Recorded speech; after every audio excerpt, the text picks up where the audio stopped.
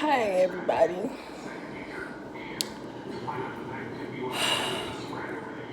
I am in the hospital, second time around, and this is not. This time is not about the corona, but the first time I was in the hospital was because of the corona.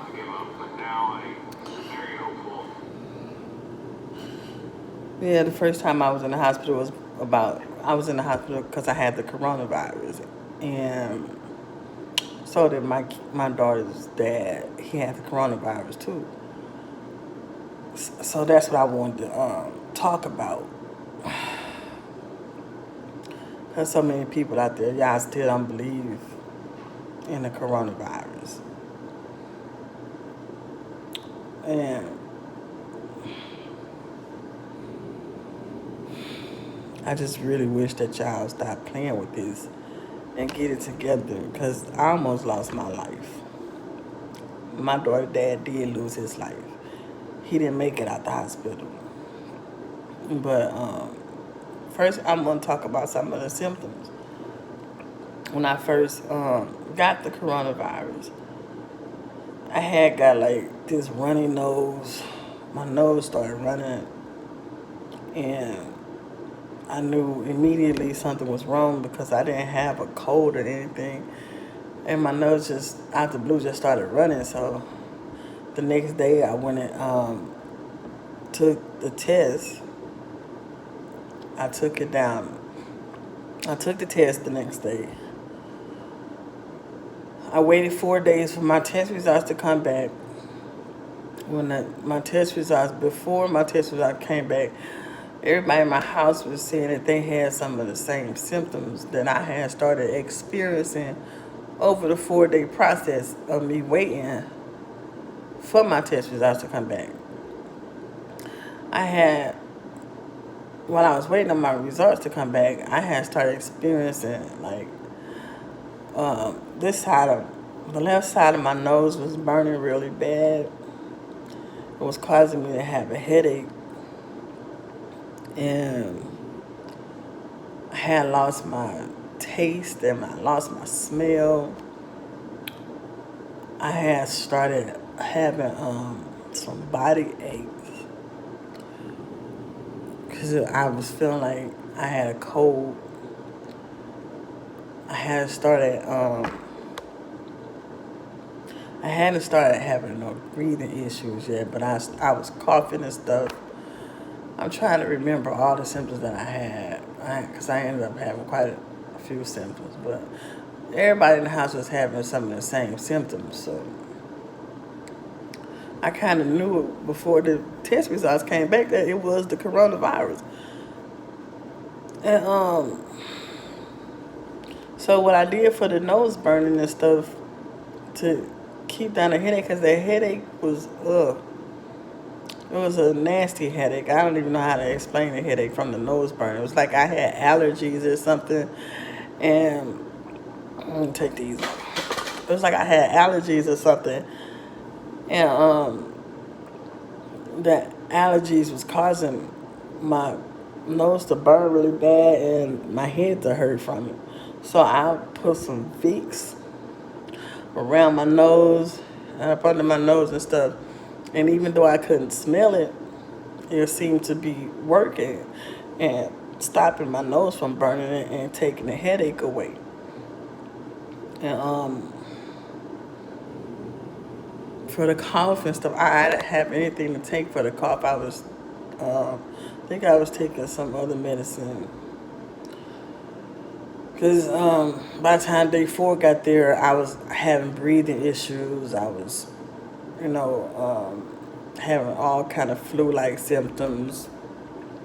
So I was already taking garlic, and I was doing my garlic, super bio, vitamin C. I was doing a bunch of vitamins, my regular multivitamin every day, along with my regular medication, so that my blood pressure wouldn't get up, my diabetes would get out of control. I know I sound kind of stuffy, but I'm in the hospital because I a strep throat, and it kind of messed me up. But so after my test results came back, and they said my results were positive. I think I lasted 2 days at home after that, maybe 2 days at home after that, with trying to breathe and, go through trying to deal with it on my own and take care of my own self and everything, to the point where I just couldn't take it no more. My lungs couldn't take it no more. So I got out of there. I went to the hospital. Everybody else in the house was doing fine. Like they symptoms weren't the same as mine. We all had some of the same symptoms, but they wasn't having all the flu-like symptoms, the body aches and the pains and stuff that I was going through, the fever. I started getting a fever. They wasn't having no breathing issues. They was doing pretty good, but I was pretty jacked up. And so when I got to the hospital, I let them know I had the COVID. It's a new hospital, so I guess they don't see COVID patients there and whatever. So they called another hospital and had them to come pick me up, and they brought me over here to the hospital I'm at now. I was in here for 10 days. 9 days. It was 9 days. I was in here for a total of 9 days. And my experience while I was in here, this is what my body went through. Okay. First, they did some x-rays of my lungs and everything. And a lot of people come in my room, gathered in my room and everything, and they was asking me questions about what I was experiencing, how I was breathing and everything. And I was answering the questions, but it was kind of more like, I really couldn't talk, but I had to get it out to let them know. So it was like, a pause in between every word. It was really difficult, really hard for me to talk. And so I was in a regular room at that time. And once the x-rays come back, they were looking at them. And what they had said was that both of my lungs were completely covered with whatever mucus or whatever they both were completely covered in whatever it was covered in. And that was to say that I shouldn't had even been able to be alive at that moment. So they took me to the ICU. They had me moved from the regular room to the ICU, and I spent several days up there in the ICU until they got us. I had developed a pneumonia and everything, but I'm moving too fast. When I was down here in this room, the regular room, the doctor had asked me about he came in, he asked me, he said to me that they had an experimental drug that they wanted to try, that I could try, not that they wanted to try. They had an experimental drug that I could try if I wanted to. And I didn't have to make a decision right then and there. He was going to give me till the next day to make the decision. And I'm saying in my head like, damn, That's all I get. That's all the time I get. And the more I thought about it, I'm like, damn, well, how much time do I need to think about whether I want to live or die?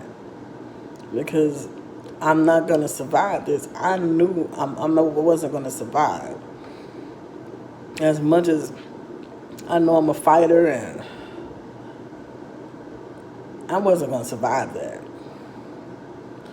So I had made up in my mind before the next day got there, yeah, I'm going to try to experiment a drug. I want to live. And if I don't live after trying to experiment a drug, if it don't work and I don't live, at least I leave here knowing that I at least tried to save my own life. I fought. So when he came back, I told him, yeah.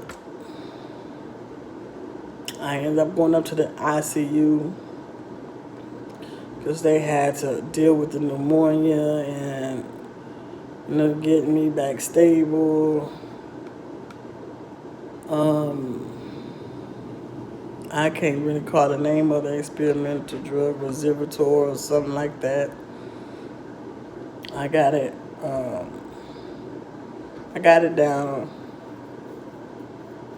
in my phone somewhere, and if need to, I put it in the link below or something.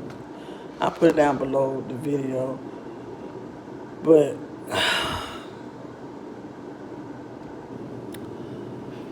it didn't seem like at first like I was getting better. Like, I don't know. I felt like, when I was in here, my body, my feet, they was trying to break my fever because my fever was up so high. And I think that was the main reason why I went to the ICU, because my fever was up so high. And they had to put me in the ICU. And I was waking up and the whole bed would be soaking wet.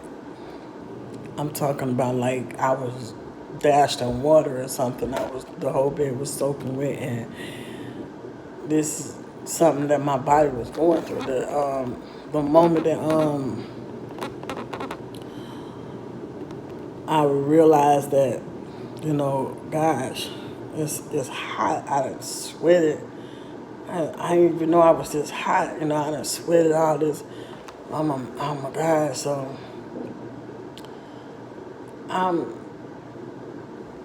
I started getting cold, and it's like I'm in the North Pole or something. Like I got so cold. I'm shivering. I got chills. I'm talking about, I was so cold. It hurt. I couldn't stop shaking. No amount of cover could keep me warm. It's just nothing was working. I would, oh my God, like, I feel like I was gonna go into convulsions or something, to having convulsions or something, because I was shaking that bad from how cold I was, and I couldn't control it. I couldn't stop it. I would make myself close my eyes and fall asleep, and so I wouldn't have to deal with it.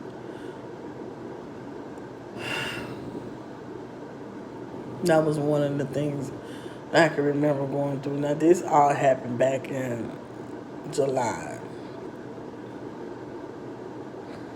And then while I was in here, my daughter's dad went in the hospital,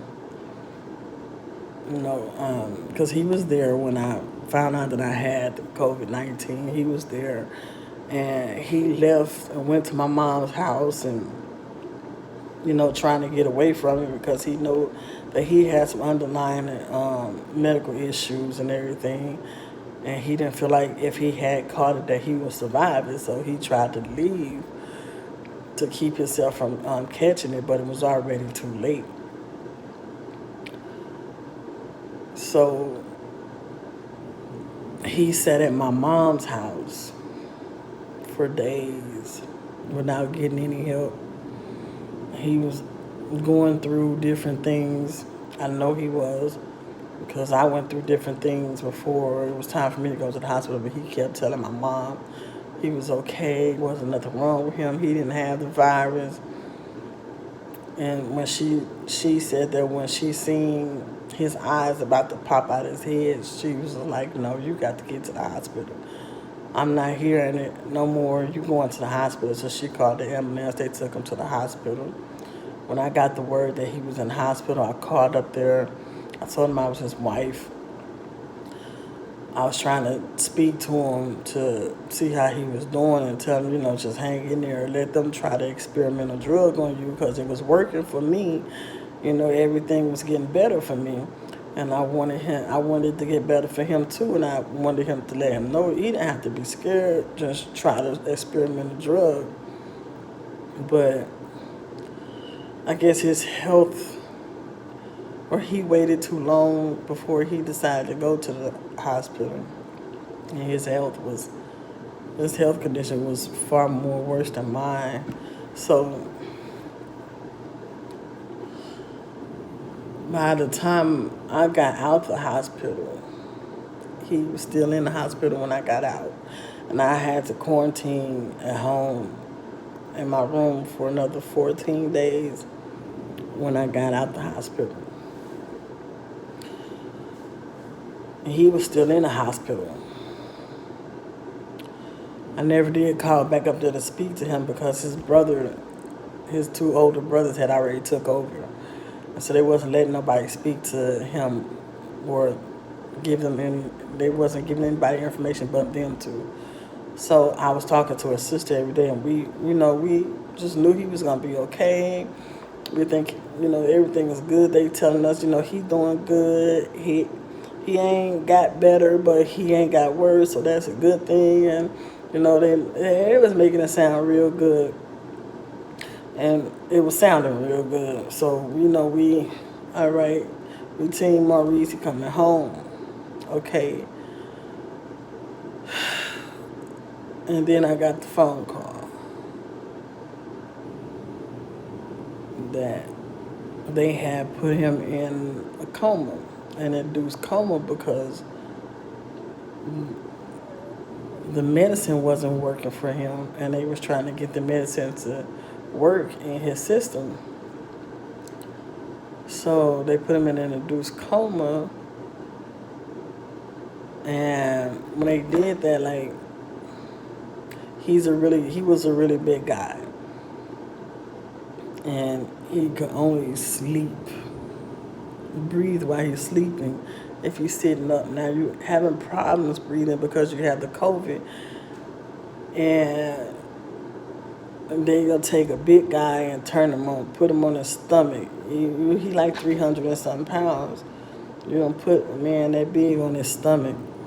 So they said that they was rotating him every 16 hours, stomach back. I could see side or whatever, but the family would stay telling him, sit him up. He sleeps sitting up. That's the only way he can breathe, is to be sitting up. So I think it was the day after they put him in an induced coma that I got the next phone call saying that because they made us think everything was gonna be all right. This was gonna work. Everything's gonna be all right. Well, the next day, I got the phone call that he had passed away, and I'm like, how? So they said that they didn't really know how at the time. They think he might have had a blood clot or something when he went into the induced coma, but I was told that when they went to take him they tried to take him out of the induced coma, and that's when his heart went bad and they couldn't revive him. So he never came back home. And I know there's a lot of people out there that's wondering, like, how did you get it? How did your whole house get it? Because my whole entire house had the COVID. And we caught the COVID. I'm not going to put no names out there, from a person that I trusted, that I looked at as my own, and that person tested positive and knew that they tested positive. They had got the phone call and the results was read to them over the phone. And it was my granddaughter's, I think this is around my granddaughter's birthday, her first birthday, and she was born with heart issues too. And this person came to my home,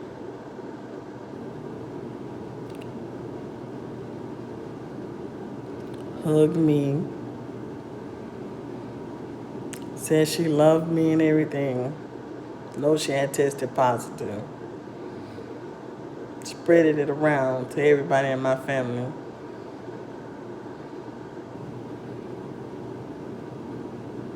So that was a lesson to be learned. People don't care